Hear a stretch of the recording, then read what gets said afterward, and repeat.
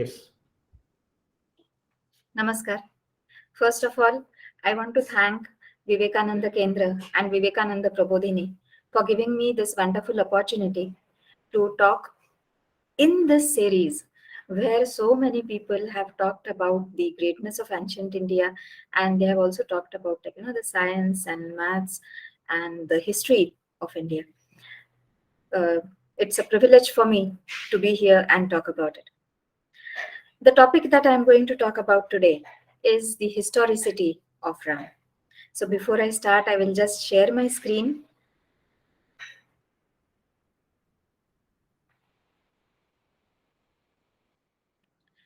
So, historicity of Ram. And how did I stumble upon this subject? So this starts in 2007, and in 2007 there was this project which is called as the Setu Samudram project. And this Setu Samudram project had started, and what it required was destruction of the Rama Setu, which is there between India and Sri Lanka. So this project was basically proposed by the British at quite some time ago, almost 100 years ago. And they wanted to reduce the distance between the eastern coast and the western coast of India by the way of sea, and to reduce that distance, because all the ships, they have to circumnavigate across Sri Lanka.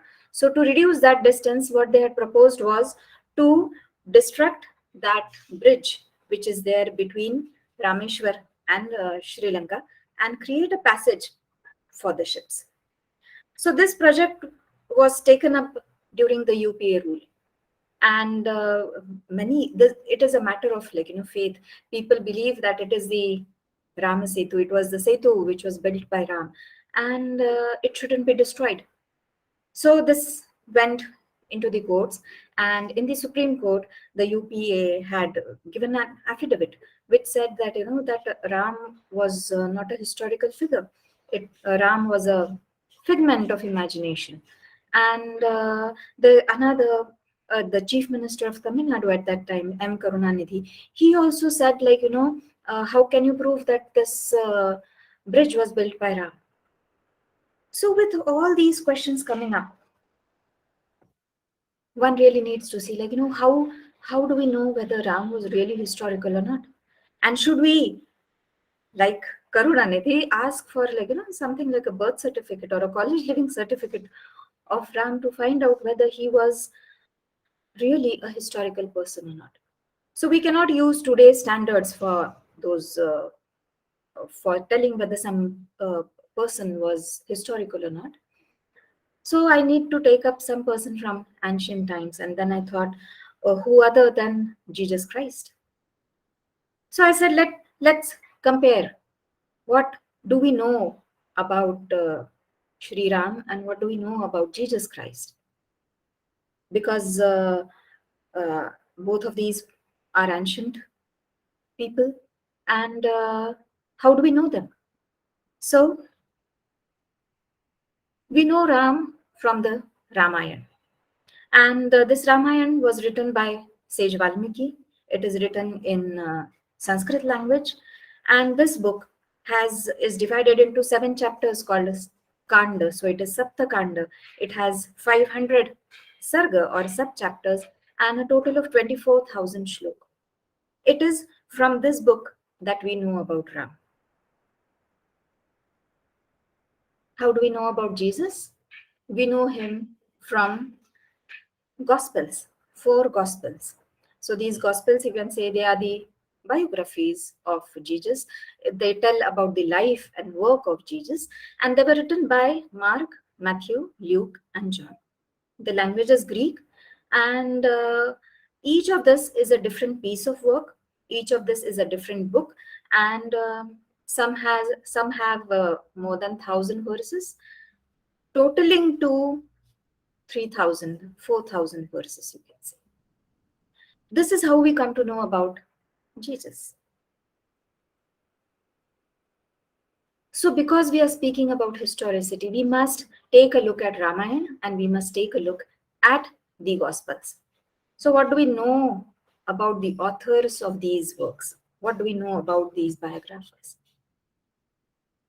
Ramayana, written by Valmiki, he was the 10th son of Prachetas. We also know when Valmiki was born. Valmiki was born on Ashwin Purnima or Kojagiri. Valmiki Jayanti is celebrated throughout India on Kojagiri. And Valmiki says in Ramayana that he never uttered a lie. He has always spoken the truth. And we also know that he had an ashram on the banks of river Tamsa. So we have so much information about the author of Ramayana. About the Gospels. The four Gospels, which are generally, traditionally attributed to Mark, Matthew, Luke, and John, these were written by four anonymous writers. It is not known who wrote them. None of them were eyewitnesses. All of these Gospels were written about 40 years after the crucifixion of Jesus. So we know almost nothing about who wrote these Gospels, who wrote about the life of Jesus. What are the sources? How did these people who are writing about Ram or who are writing about Jesus, how did they know about the life of these great people? So Valmiki himself tells us in Ramayana about his source. Valmiki says he has heard the story of Ram from sage Narad Muni. And Valmiki, we know that he was a contemporary of Ram because Valmiki asks a question in the beginning to Narad Muni, and he says to Narad Muni, Samprata Kale, at this time, do you know any great person, a great king? And Narad Muni tells him, yes, a person with all these qualities that you have said exists right now, and he is the king of Ayodhya. And Narad Muni tells the whole uh, list of events that have happened in the life of Ram. And based on that, Valmiki has written Ramayana. So, from Ramayana, we know what is the source of Valmiki. The Gospels, on the other hand, they do not mention what is the source. So, there are four Gospels, and in that, it seems that the Gospels that were written by Matthew and Luke, they got the story, the basic story from Mark. Whereas the Gospel, which is written by John, is in a very different style and it has a slightly different sequence of the events. There are many hypotheses about what is the source of the Gospels, of the four Gospels. So there are some hypotheses which say that there was one source called as Q, so it is a two-source theory. There is another four-source theory, but nothing is known. We do not know how these four people, these four anonymous people who are not contemporaries of Jesus, how did they come to know about the life of Jesus? It is not known. Now, from the document, from the book, we come to the subject of the book. And the subject of the book is Ram and Jesus. So let us take a look at the lineage of Ram and Jesus. Valmiki Ramayana tells that Ram was born in the lineage of Manu. And then Valmiki goes on to give the list of all the kings, right from Manu to Ikshvaku, Kukshi, Vikukshi, so on and so forth. In that, we know that there were kings like Sagar, Dilip, Bhagirath, and we are also told about the great things that all of these kings have done. We are also told about some not so great things or really bad things that were done by some of these ancestors of Ram. And then we know that because Ram was born in this lineage, he has different names. He's called Ikshvaku Vamshaj. He is called Raghu Kulatilaka because he is a descendant of Raghu. He is also called Kakustha. And he is also called Dasharath Hiram because he is the son of King Dasharath. So we know this lineage of Shri Ram. When we come to Jesus, the Gospels, only two Gospels, Matthew and Luke, they speak about the ancestors of Jesus. And they both give a different list. Matthew gives 41 generations from Abraham to Jesus, whereas Luke gives 55. Matthew gives 27 generations from David to Jesus, whereas Luke gives 42. So these lists don't match. Matthew says that the father of Jesus, Joseph, he was the son of Jacob, whereas Luke says that the father, Joseph, was the son of Heli. So they don't even agree upon the basic ancestor, the first ancestor of Jesus. Joseph is the legal father of Jesus. The biological father is the Holy Spirit, the God, and that is why Jesus is the Son of God. So now, some people question, if we have this lineage of Jesus from Abraham through Joseph to Jesus, then, but Joseph is a legal father, then how can we say that he is a descendant of Abraham? Then some people came up and said that Jesus was a descendant of Abraham from his mother's side, from Mary. But then Mary is not mentioned in this list of lineage. So this is a quite a confusing information about the ancestors of Jesus, which is given by the Gospels. We are speaking of birth. So what is the birthplace of Ram and Jesus? From Valmiki Ramayana, we know that Ram was born in the palace at Ayodhya. And the geographical location of Ayodhya is given very precisely. The rivers to the east, to the south, to the west, the mountain ranges, all these things are described in Valmiki Ramayana. Whereas about Jesus, Matthew says that Jesus was born in Bethlehem. Luke says he was born in a manger, whereas a second century Justin, he says that Jesus was born in a cave. Today at Bethlehem, at the Jesus Janmabhoomi, there is a church, and in the basement of the church is a small cave, which is believed to be the place of birth of Jesus. So we have these two very different accounts, and you will also see the same thing in the pictures of baby Jesus, which sometimes show him born in a stable and sometimes show him born in a cave. So again, all these accounts, they do not agree with each other. When we come to the birthday of Ram and Jesus, Valmiki Ramayana tells us that Ram was born in the month of Chaitra, in the bright fortnight, on the 9th day, when the Punarvasu Nakshatra was ascendant and the 5 planets were Uchchasthani. So the details about the birthday of Ram is given. So we know from for ages together, India has been celebrating the birthday of Ram on Chaitra Navami, Chaitra Shuddha Navami. Throughout India, everywhere, it is the same day which is celebrated as the birthday of Ram. Let's see what the Gospels tell about the birthday of Jesus. The birthday is not stated anywhere in any of the Gospels. Even the season when Jesus was born is not mentioned. Very early Christians believed that the birth date of Jesus was 25th March. And that was also the date of his resurrection.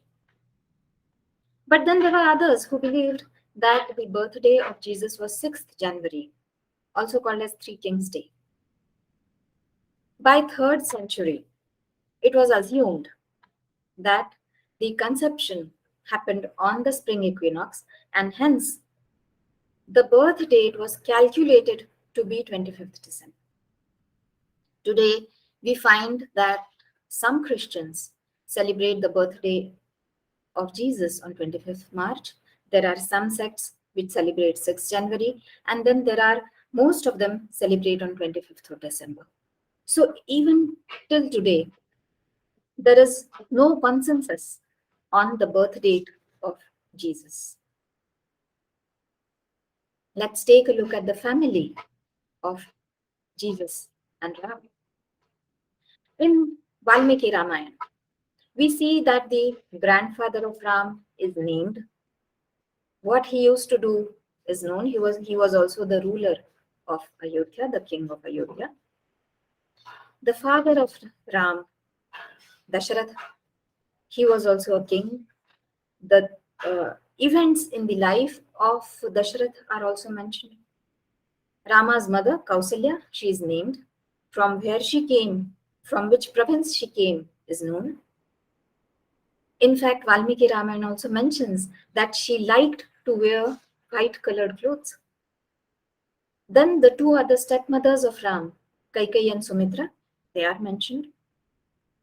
The father of Kaikeyi, the brother of Kaikeyi, is also mentioned. That he was the king of Kaikeyi Pradesh, that is also known. Three brothers of Ram, Lakshman, Bharat and Shatrugna, they are mentioned, they are named when they were born, it is known. The wife of Ram is named, her father is named, her birthplace, we know. We are also told by Valmiki that she was an adopted child. Valmiki Ramayana also tells us about the three wives of the three brothers of Ram, the fathers of all these brides. And we also know of one sister of Ram, Shanta, and her husband, Rishyashrunga. All these people are mentioned. When they were born, where they were born, what did they do in their lives. So many things have been mentioned in Ramayana. So we know the family of Ram very well. The Gospels do not mention so many things about Jesus. The Gospels tell the father of Jesus, the mother of Jesus, grandfather. Two accounts tell two different grandfathers. And then there is James the Just, who is supposed to be the brother of Jesus. Some accounts say he was the elder brother, some accounts say he was the younger brother. Others believe that he was a stepbrother. But not clear information is not available. Let's take a look at the geography of Ramayana and the geography of the Gospels. Ramayana tells us that Ram was born in Ayodhya, and then when he was exiled, he went to the south, and when he went to the south, he went to these places like Nandigram, and then there is Shrungverpur, there is Chitrakoot. He goes down to Ramagiri Parvat, and then Panchavati, to Hospet, to the South India, and then to Sri Lanka. So all of these places were visited by Ram. Comparatively, Jesus lived a very short life, like 3 to 4 years, when from 30 to the age of 33 or 34 when he was crucified. So the Gospels tell mainly about these 3 to 4 years of Jesus. And during this time, Jesus moved around the places in Israel. So he was, we know that he was in Bethlehem, we know that he was in Jerusalem, and few other places along the River Jordan.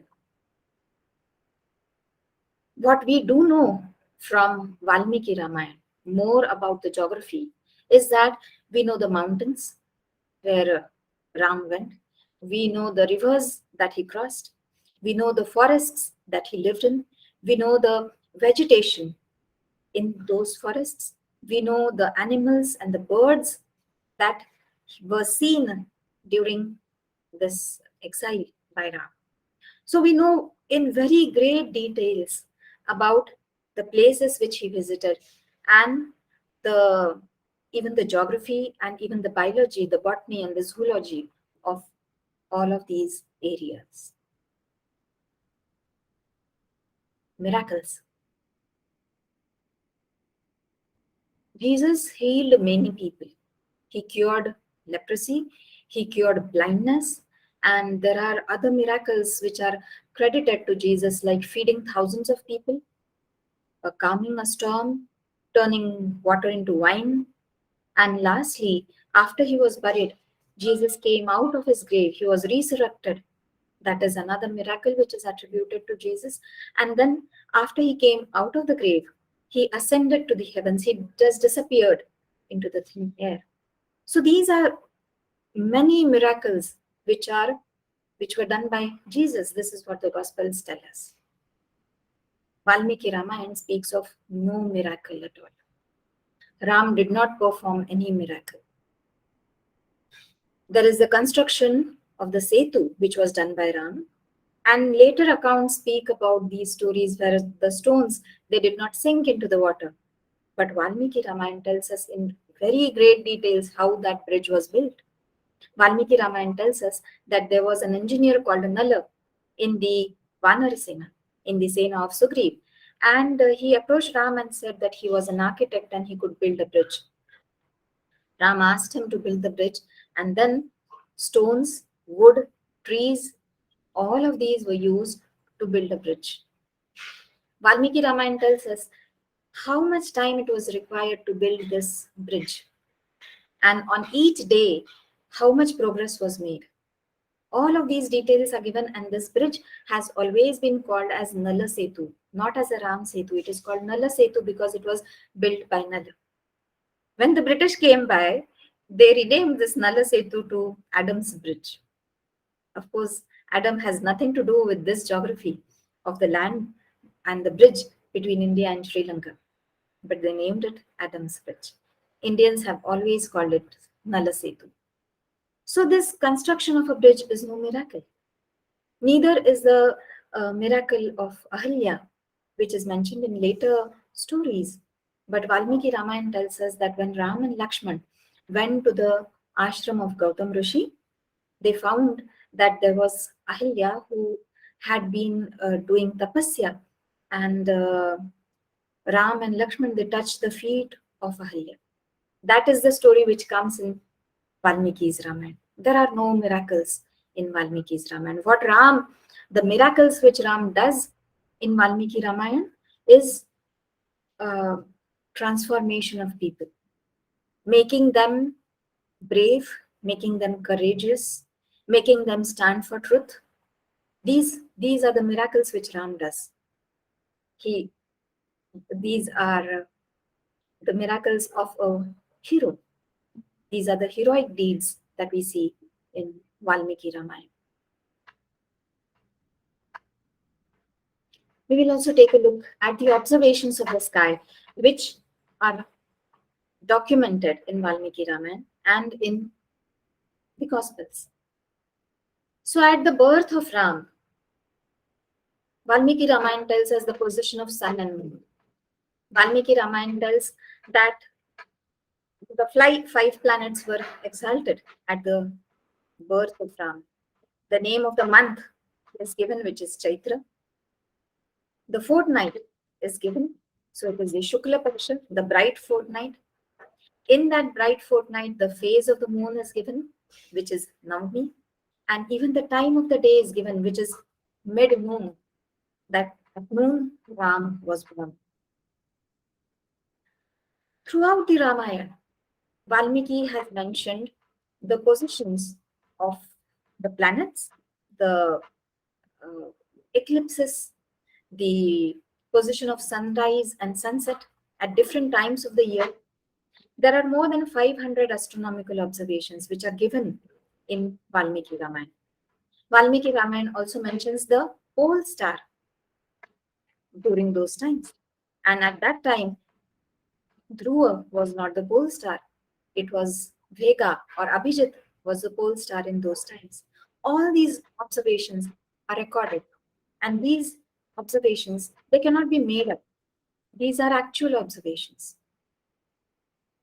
In Gospels, only one Gospel, which is the Gospel of Matthew, mentions one observation of the sky.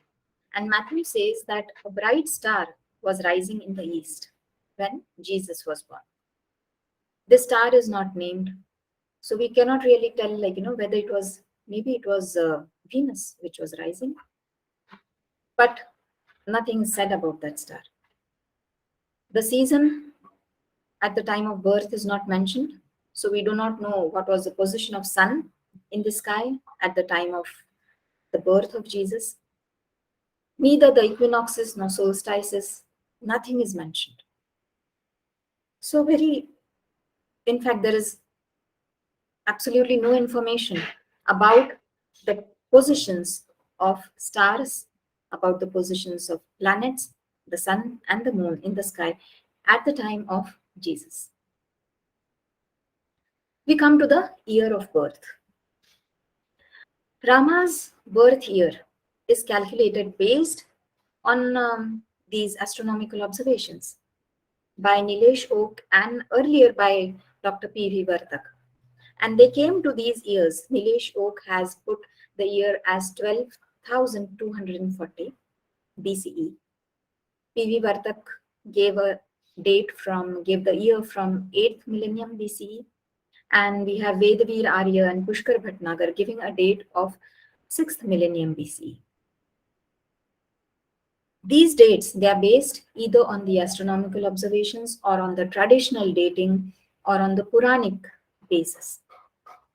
All of these dates are very ancient, which go back into the Neolithic times. And even when we take a look at the war between Ram and Ravan, we see that the war was fought with stones and trees. And we know that it has to be a very ancient time. The Gospels, on the other hand, because they haven't given sufficient information about the year of birth, in the 7th century, Bede back calculated the year of birth of Jesus, and he said that Jesus was born in the year 1 BCE. But then others said that he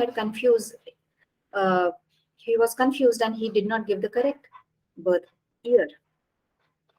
Today, the scholars think that Jesus may have been born any time between 6 BCE to 4 BCE.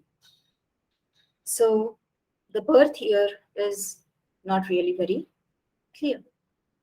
Now, when we have taken a look at the accounts of the lives of Ram and Jesus, here is what the summary. Ramayana gives very clear, precise, complete, and reliable information.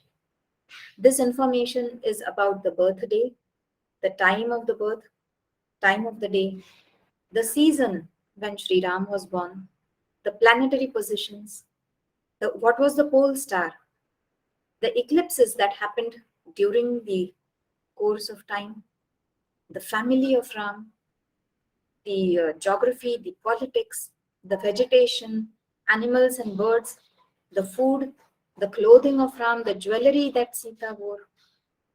So many details are available in Ramayana. The Gospels, on the other hand, are pretty vague. They are incomplete. And since they are written by unknown people who do not even mention their sources, the information is unreliable. And we cannot really conclude anything about the birthday, the time, the season, the family of Jesus. Many things are unknown. With this, I don't really want to say Jesus was not a historical person or Jesus did not exist. But there is a faith that Jesus did exist, and he was a very kind, a very compassionate person. And if these stories of a kind and a compassionate person are going to help people to become kind like him, this is great. No issues with that. But what do we see today? We see that even when the Gospels are so incomplete and so vague about the historicity of Jesus, there is this a 14th century person who brought a piece of cloth, and he claimed that it was the burial cloth of Jesus Christ. A bishop at the same time termed that it was a fake. Yet, this piece of cloth has been conserved, it has been restored, and it is preserved. Today, this piece of cloth is kept in bulletproof glass in a cathedral. It is kept in an airtight case. The temperature and humidity and the oxygen levels are maintained with such security. This possibly fake artifact is kept. And today what we have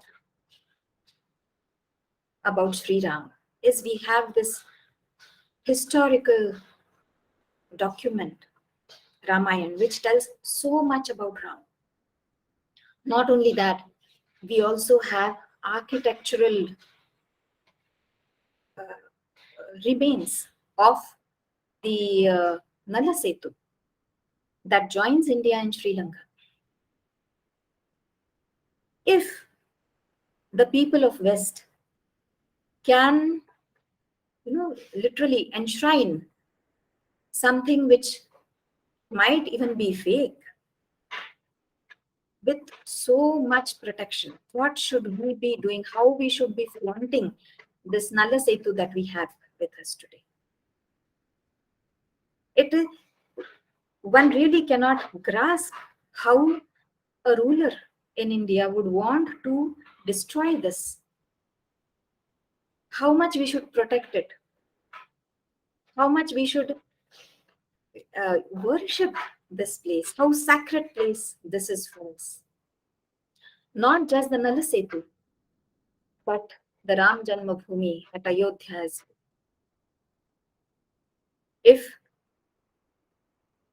there can be any sacred place, it is this Ram Janmabhoomi of Ayodhya. And then all the other places which were visited by Ram, which are documented. It is Janakpuri, the place of birth of Sita, Nandigram, the Bharatvaj ashram, Shrungverpur, Chitrakot, Panchavati, Vijayanagar, Rameshwar, all of these places, they must be, all of these places already they have traditional temples and all. But these are not just traditional places, but these are historic places. And we must be taking care of all these places with so much love and with so much, we don't have to believe that these are the places where Ram went, because it is not belief, it is history. These are the historic places, and these are facts which can be proved with the help of Valmiki's Ramayana. So with this, I shall stop over here. Jai Shri Ram. The point of my talk is not to put forth that Jesus did not exist. Nor do I have anything against Jesus. I respect the faith that some people have in the divinity of Jesus. What I do want to state is that in spite of so little historical information about Jesus, no politician will question the existence of Jesus or try to destroy an artifact that is related to Christ. The same is true for other religious figures like Abraham, Moses, or Buddha, or Zarathustra. So, when we have very detailed and precise information about Ram, and some archaeological ruins like the Nala Setu or the Ram Janmabhoomi, it must be protected. As these are not just historical, but these are the sacred places of our civilization.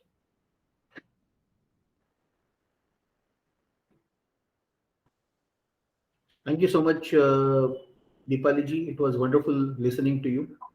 And we look forward to having more and more sessions and conversations with you in the future. Many thanks.